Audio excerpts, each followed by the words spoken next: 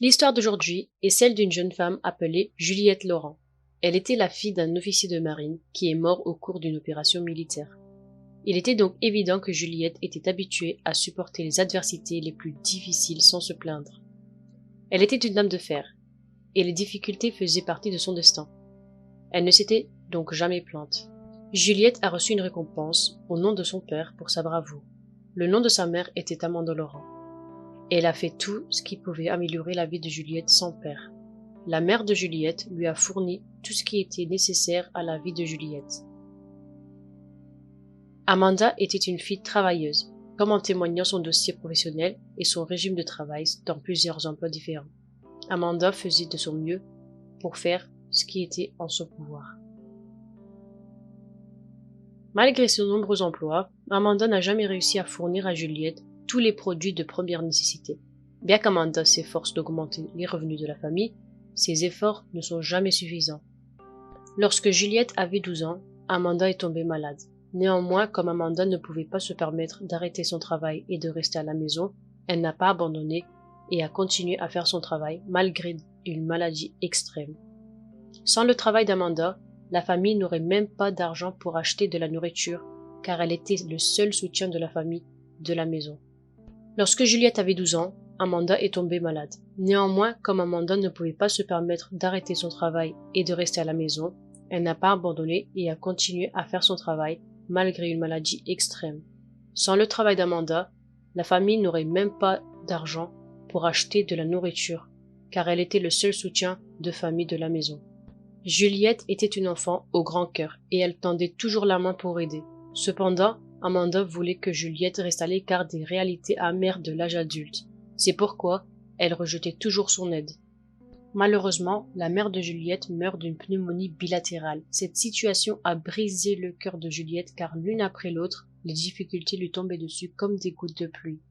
À un jeune âge, Juliette a été obligée de rester dans un orphelinat car il n'y avait pas d'autre solution. Sa mère voulait qu'elle reste à l'écart des difficultés de l'âge adulte, mais maintenant, entre les murs de l'orphelinat, Juliette se prépare aux difficultés de l'avenir. À la surprise générale, la cousine de sa mère veut prendre Juliette en garde, mais elle n'est pas une tante cordiale.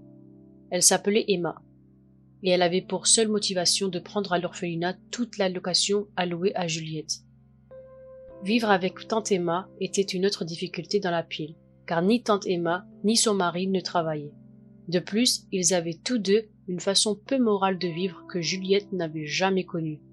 Très vite, la solitude est devenue la meilleure amie de Juliette, qui restait enfermée derrière les portes la plupart du temps, serrant dans ses bras une vieille poupée. La seule chose pour laquelle Juliette était autorisée à quitter la maison était d'aller à l'école. Bientôt, Juliette grandit, ce qui signifie qu'il n'y a plus d'argent de poche et Emma décide donc de l'épouser. Emma était une femme rusée et ne voulait jamais rien de bon de Juliette. Elle voulait que Juliette épouse le fils de son ami, qui possédait un magasin d'alcool près d'un supermarché. Emma voulait que Juliette se marie le plus vite possible et avec le temps, elle s'impatientait. Alors que, d'autre part, Juliette ne voulait pas se marier avec Lloyd. Il était évident que la vie de Juliette ressemblait plus à un enfer brûlant. Elle n'avait plus beaucoup d'options, alors elle a décidé de s'enfuir de la maison d'Emma. Enfin, Juliette peut respirer l'air de la liberté. Sa situation est comme un oiseau brut sorti de sa cage. Si Juliette adore cette nouvelle liberté, elle doit aussi se préoccuper de bien gagner sa vie pour survivre dans un monde brutal. Elle a donc cherché d'excellents emplois dans des dizaines d'entreprises jusqu'à ce qu'elle obtienne finalement un poste de nettoyeuse dans l'une d'entre elles. Bien que ce ne soit pas le travail que Juliette recherchait, elle n'a pas perdu espoir car elle croyait fermement qu'elle trouverait le travail de ses rêves tôt ou tard. L'environnement n'était pas génial au nouveau travail de Juliette. Tout le monde ne semblait pas ajulietable et l'atmosphère était hostile. L'ensemble du personnel a joué son rôle dans le tirage au sort de Juliette. Ils ont dit que la robe de Juliette ressemblait à une tenue bon marché pour Halloween.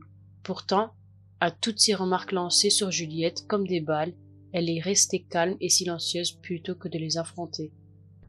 Zoé était le cadre supérieur de l'entreprise et le chef de file lorsqu'il s'agissait de se moquer de Juliette. Cependant, la direction de l'entreprise n'avait aucune plainte contre Juliette concernant son travail. En quelques jours, le travail acharné de Juliette était évident aux yeux de tous. Il était devenu difficile de trouver des particules de poussière autour du bureau ou des empreintes de pas sur le sol clair. Le bureau brillait comme jamais auparavant. Une bonne chose était que tout le monde n'avait pas une mauvaise opinion de Juliette. Quelques-uns l'appréciaient et Dylan était en tête de liste. Il était aussi un nouvel employé au bureau. Étonnamment, un autre rebondissement attendait Juliette. Dylan espérait devenir le directeur principal après la promotion de Juliette. Les ragots sur la liaison en cours de Dylan et Zoé étaient dans l'air du bureau. Cependant, après l'intérêt évident de Dylan pour la nouvelle femme de ménage, Juliette ne savait pas que Zoé avait un mauvais œil sur elle. La rumeur d'une relation entre Dylan et Juliette n'a pas pris beaucoup de temps pour faire des étincelles. La reine du bureau, Zoé, s'est sentie humiliée par l'avancée entre Dylan et Juliette. C'est à ce moment-là que Zoé a décidé de se venger de Juliette.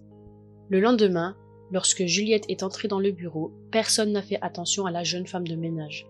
Zoé a crié sa colère en disant qu'elle était la patronne de l'entreprise et qu'il pouvait la voir en dehors de l'entreprise si quelqu'un voulait une liaison. Elle a également insisté sur le fait que Dylan est un adulte et qu'il sait qui choisir.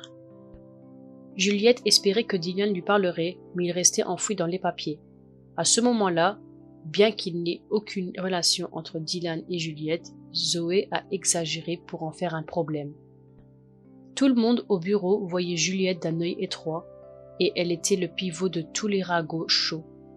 Juliette se tait et continue à faire son travail. Un beau jour, Juliette tomba sur un chaton frigorifié et rétréci près de la poubelle et décida de l'aider. Le propriétaire de l'appartement dans lequel Juliette vivait l'appelait la gentille, car elle était elle-même mince comme un bâton, et pourtant elle aidait le chaton sans accepter aucune aide de l'extérieur. Le chaton a été nommé Jerry. La vie de Juliette n'était plus cruelle, car en s'occupant du petit chaton, elle oubliait presque ses problèmes. Pendant ce temps, Zoé préparait soigneusement son prochain coup contre Juliette. Le directeur de l'entreprise revenait, ce qui rendait tout le monde tendu, sauf Juliette, qui pensait qu'il n'y avait aucune chance que le directeur s'intéresse à son petit monde de gang et de chiffon. Mais elle se trompait. Quand le directeur est arrivé, Zoé a délibérément renversé la tasse de café avec son coude et le café a fait une flaque devant le directeur. Le directeur était très énervé par la saleté du bureau. Zoé a reproché à la nouvelle femme de ménage de ne pas se soucier de son travail devant le directeur Thomas. Juliette a été immédiatement appelée par le directeur dans son bureau d'une voix forte, ce qui a figé tout le monde au bureau. De son côté, Zoé se frottait les mains avec fierté en pensant que maintenant elle allait rapidement se débarrasser de cette femme de ménage car le directeur allait la virer. Lorsque Juliette entre dans le bureau, toutes les inquiétudes se lisent sur son visage. Monsieur Thomas demande à Juliette de se présenter et d'expliquer son comportement au bureau.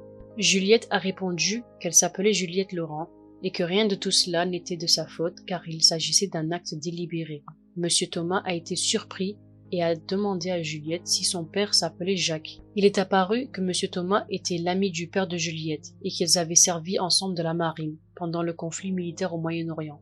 Il a ajouté qu'il avait été blessé alors que son père le portait pour l'éloigner du feu de l'ennemi, mais malheureusement, son père a été la proie de l'explosion d'un obus qui lui a coûté la vie. Monsieur Thomas était en deuil et des larmes coulaient de ses yeux. Juliette a été nommée directrice du département des ventes, tandis que Zoé a été licenciée pour ses brimades incessantes contre tous les nouveaux employés de l'entreprise. Les personnes de l'entourage de Juliette essayent d'améliorer leur relation avec Juliette en raison de ses liens avec le directeur, et Dylan fait de même.